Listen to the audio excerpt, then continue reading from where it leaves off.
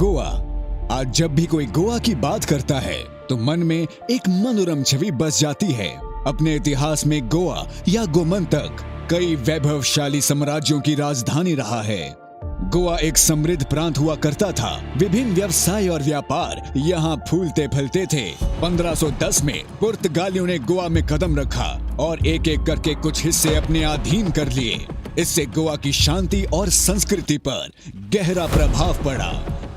मंदिर तोड़े गए, धर्म पर आक्रमण हुआ तो प्रजा ने अपनी आवाज उठाई और कुंकोलिम गांव के लोगों ने 1583 में पुर्तगालियों के खिलाफ पहला विद्रोह किया। जब प्रजा पर पुर्तगालियों के अत्याचारों की कोई सीमा नहीं रही, विदेशी ताकतों को टक्कर देने मराठा साम्राज्य के कीर्ति स्तंभ छत्रपति शिवाजी महाराज स्वयं आ पहुंचे।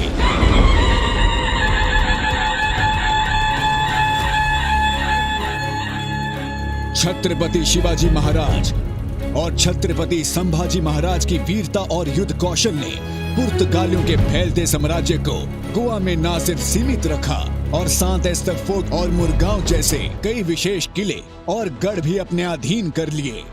ऐसी शौर्य और कुशलता उनके वंशजों ने भी दिखाई और पुर्तगालियों को सदैव चुनौती देते रहे।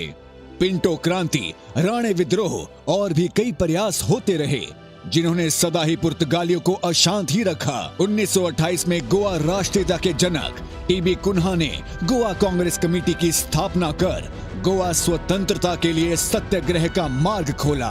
पुर्तगाली प्रधानमंत्री साल्जार ने अपने निर्देशों एक्टो कॉलोनियल से गोवा की प्रजा की हर आजादी दबा रखी थी। बिना पुर्तगालियों की मंजूरी के कोई भी कार्य करना दंडनीय अपराध था।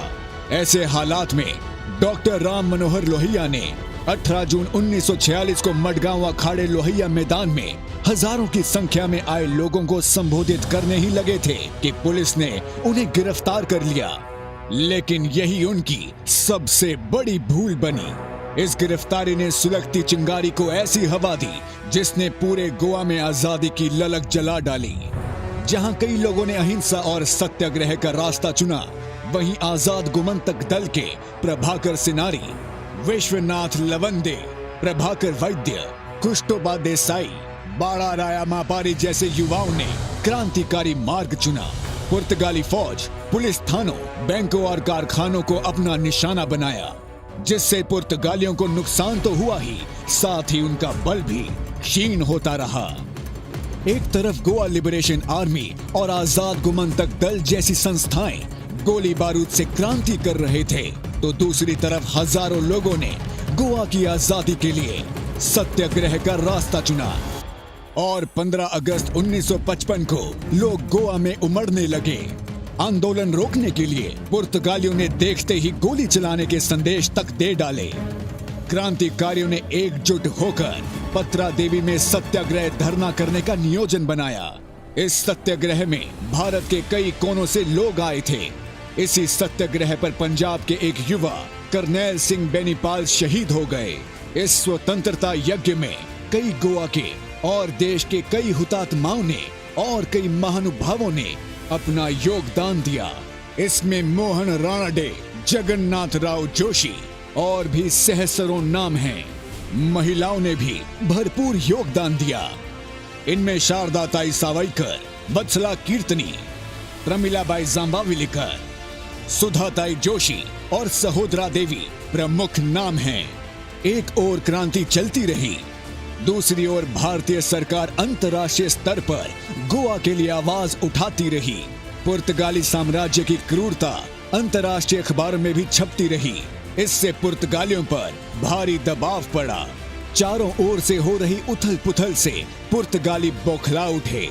इसी बौखलाहट में नवंबर 1961 में पुर्तगालियों ने एक एक करके 2 जहाजों को भारत सेना का समझकर उन पर आक्रमण कर दिया। यही पुर्तगालियों की आखिरी भूल साबित हुई। अंततः तत्कालीन रक्षा मंत्री श्री वी.के. कृष्ण मेनन के आदेश पर ऑपरेशन विजय नियोजित किया गया। 17 दिसंबर को गोवा पर भारतीय सेना ने कूच किया। जल सेना ने गोवा को घेर रखा था। हवाई सेना काल की तरह गोवा के आकाश में मंडरा रही थी। अपने आप को बचाने के लिए पुर्तगालियों ने गोवा के सारे सेतु जला डाले।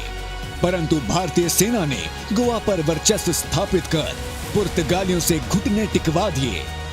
आखिरकार गोवा आजाद था और इस प्रकार 19 दिसंबर 1961 को गोवा भारत का अटूट अंग बना।